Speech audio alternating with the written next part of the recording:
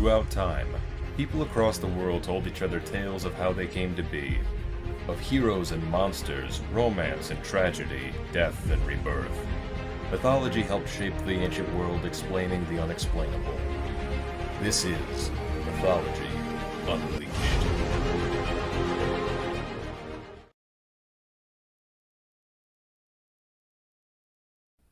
Long ago, in the Isles of India, lived a Sassanid king who had two sons, Shahryar and Shah, who both grew to be powerful warriors, and eventually wise and just kings. One day, Shahryar invited his younger brother to visit him in his kingdom. After a few hours upon the road to Shahryar's kingdom, Shah realized he had forgotten something and turned back home to retrieve it. Upon returning home to Samarkand, the king walked into his bedchamber, only to find the sight of his wife in bed with one of the servants.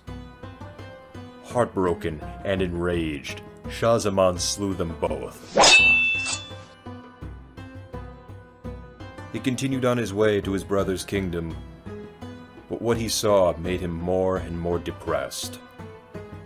This depression levied itself in a way, when one day he noticed while his brother was away hunting, Shahryar's wife and 10 of his concubines were having an orgy with a handful of servants. When Shahryar returned from his hunting trip, Shah proceeded to tell his brother of what had happened to him back home and of his wife's infidelity. It was not until Shahryar witnessed for himself his wife and concubines fornicating with the same servants. Grief-stricken, Shahryar condemned his wife, his concubines, and all of their lovers to execution. Embittered by his wife's betrayal and of the transgression of his brother's wife, Shahryar proclaimed that no woman could ever be trusted. Over the next 3 years, Shahryar consecutively married a succession of virgins and executed them the following morning, before they could have the chance to betray him.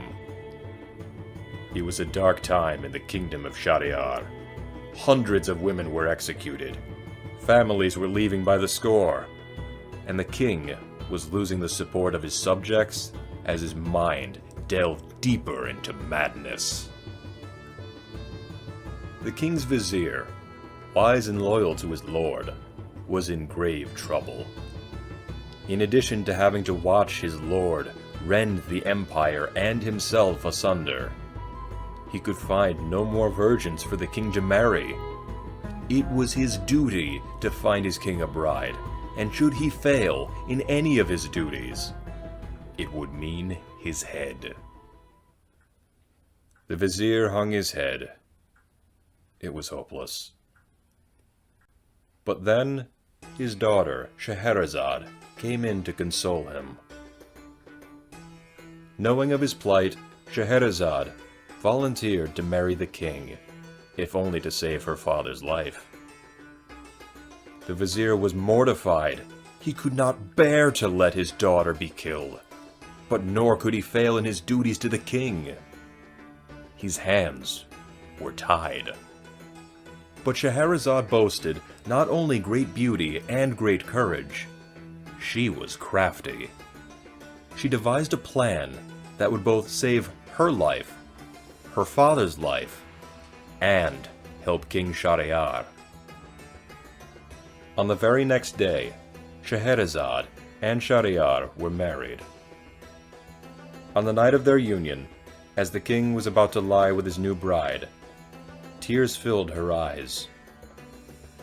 Scheherazade explained to him that she knew she would be executed come morning, and wished to see her sister, Dunyazad, one last time. Shahryar, mad though he may have been, was not without a heart, and he permitted the sisters to be together. Dunyazad, who was in on the plan, requested Scheherazade tell them a story.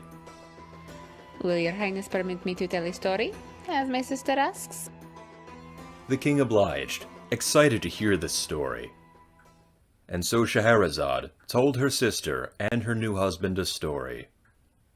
The story captivated both members of her audience. But when the sun rose, Scheherazade withheld the ending of her story. She told her husband that she would conclude the story that very night, if he would allow it. Shahryar, eager to hear the rest of the story, agreed to the terms. He could always execute her when the story was finished. So the following night, Scheherazade finished her story, but proceeded to tell the king a new story, which he was of course eager to listen to. And just as the night before, she omitted the ending to be told the following night. And so this went on for a time, story after story, fable after fable. And oh, the stories she told him, historical and fantastical, of far-off lands, of kings and queens, thieves and beggars, romances and tragedies, poetry and erotica. Fables of magic and mystery, monsters and ghouls, wicked sorcerers and powerful jinn, of ebony horses and talking birds. She told him the thrilling tale of Ali Baba and the 40 Thieves. Open Sesame! The comical story of the death of a hunchback. The robust 7 voyages of Sinbad the Sailor. The enchanting tale of Aladdin and the wonderful lamp. Some stories, like the 3 apples and the fisherman and the jinn, would even contain stories within the stories recounted by the characters. And King Shahryar seemed to never grow tired of hearing these never-ending stories. This pattern of beginning stories one night, ending them the next, only to begin a new one, went on consecutively for 1001 nights. When Scheherazade finally finished her storytelling, she had birthed 3 sons with her husband. Shahryar's madness had finally lifted, and his kingdom was finally healing. Scheherazade was pardoned from the original cruel fate Shahryar had intended for her. For her storytelling, her wit and charm had absolved him of his pain, and assuaged the anger built up in his heart towards womankind. She was declared a woman unlike any other, pure of heart and intention, and ingenious.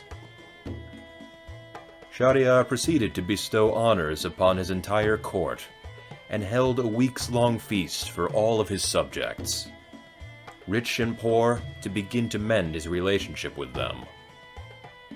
He soon called upon his brother, Shah Zaman, and regaled him with the events of the past few years.